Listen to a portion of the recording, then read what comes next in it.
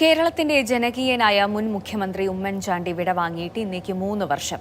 പ്രിയപ്പെട്ട നേതാവിന്റെ ഓർമ്മകൾ ഉറങ്ങുന്ന പുതുപ്പള്ളി പള്ളിയിലെ കല്ലറയിലേക്ക് ഇപ്പോഴും ആളുകളുടെ ഒഴുക്കാണ്.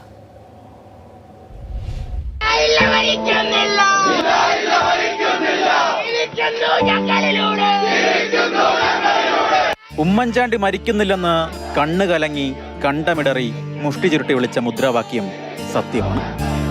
ആൾക്കൂട്ടമില്ലാതെ ഒറ്റയ്ക്കൊരു യാത്ര തിരിച്ചിട്ട് 3 ആണ്ട് തികയുമ്പോഴും ഉമ്മൻചാണ്ടി മരിച്ചെന്ന് വിശ്വസിക്കാത്ത എത്രയോ പേർ.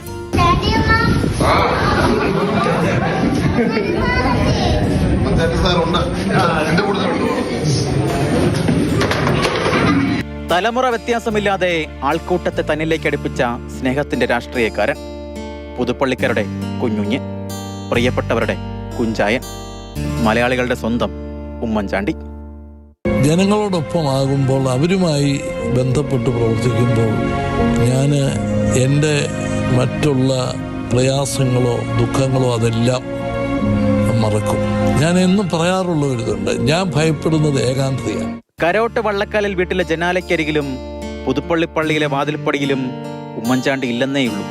കഴിഞ്ഞ 3 വർഷത്തിൽ ഉമ്മൻചാണ്ടി ഇല്ലാത്ത ഒരു ദിവസം കേരള രാഷ്ട്രീയത്തിൽ ഉണ്ടായിട്ടില്ല.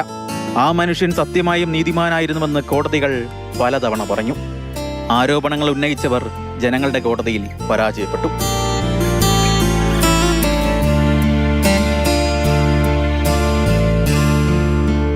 നിയമസഭാ തെരഞ്ഞെടുപ്പിലെ UDFന്റെ വലിയ വിജയത്തിലും ഉമ്മൻചാണ്ടിയുടെ കയ്യൊപ്പുണ്ടായിരുന്നു. മുഖ്യമന്ത്രി ആരാകുമെന്ന് ഡൽഹി ചർച്ചകൾ നീണ്ടു പോയപ്പോൾ പാർട്ടി പ്രവർത്തകർ ആഗ്രഹിച്ചിട്ടുണ്ടാകണം ഒരു തീരുമാനം പറയാൻ ഉമ്മൻചാണ്ടി ഉണ്ടായിരുന്നെങ്കിലെന്ന്.